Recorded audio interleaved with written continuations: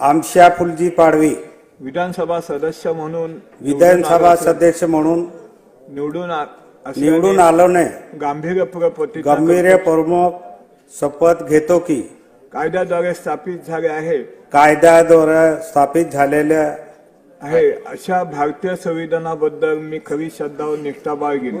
अशा कायद्याद्वारे संविधान भारताची सार्वभौमता भारताचे सार्वभौमताने व एकात्मताला उन्नत राखीन उन्नत राखेल आणि आम्ही आता जे कर्तव्य मी हाती घेणार आहे ते निष्ठापूर्वक पार पाडेल। जय हिंद, जय महाराष्ट्र, जय आदिवासी।